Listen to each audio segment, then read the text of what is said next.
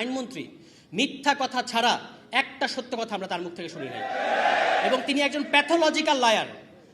এই বিষয়ে গুমের বিষয়ে মানবাধিকার কমিশনের বিষয়ে যারা কাজ করেছেন তারা দেখিয়েছেন তিনি ইতিমধ্যেই সংসদে দাঁড়িয়ে অন্তত 10 থেকে 15টি অসত্য তথ্য, মানে তাদের ভাষা হচ্ছে অসত্য, মিথ্যা বলা যাবে না, অসত্য তথ্য দিয়েছেন জাতিকে।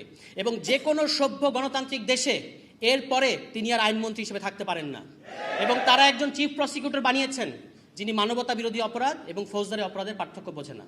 ফলে এই হচ্ছে বাংলাদেশে বিএনপি। এবং আপনারা জানেন যে বিএনপির এই খাসলত এটা কিন্তু নতুন না, বাংলাদেশকে সংকটের মুখে ঠেলে দেওয়া এটা বিএনপির একটা ঐতিহাসিক সিলসিলার মধ্যে আছে।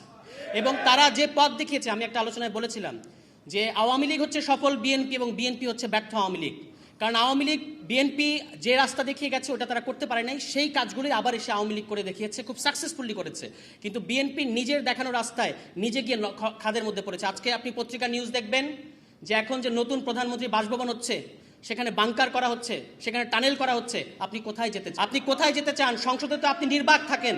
এবং পার্লামেন্টারি ডেমোক্রেসির নামে আপনারা দেখেছেন যে স্বরাষ্ট্রমন্ত্রী তিনি ক্রীড়া বিষয়ক প্রশ্নের উত্তর দেন, স্বাস্থ্য বিষয়ক প্রশ্নের উত্তর দেন, তিনি সব্যসাচী সমস্ত বিষয়ে প্রশ্ন উত্তর দেন। শুধু নিজের মন্ত্রণালয়ের অবস্থা ওই সাবেক অন্তর্বর্তী সরকারের সাবেক স্বরাষ্ট্র উপদেষ্টার চেয়েও ব্যর্থ স্বরাষ্ট্রমন্ত্রী তিনি।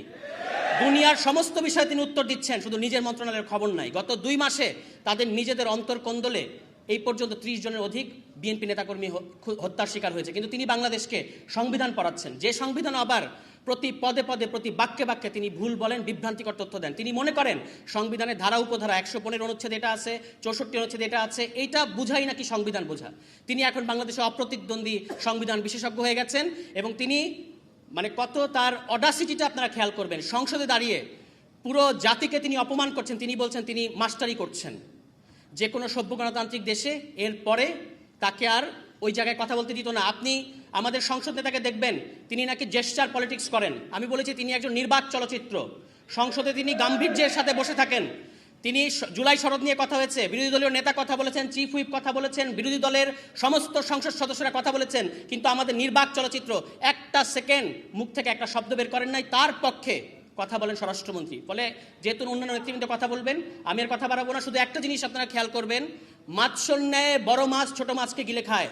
আর বিএনপির এই সংসদীয় স্বৈরতন্ত্রে ছোট রায় বড় রায়কে গিলে খেতে চাচ্ছে। কিন্তু আমরা 11 দলীয় জোট এবং বাংলাদেশের জনগণ যতদিন আছে আপনাদেরকে আমরা গণ রায়ের বিরুদ্ধে যেতে দেব না। যদি যেতে চান তাহলে যতই বাংকার করেন, যতই টানেল করেন, কোনো লাভ নেই।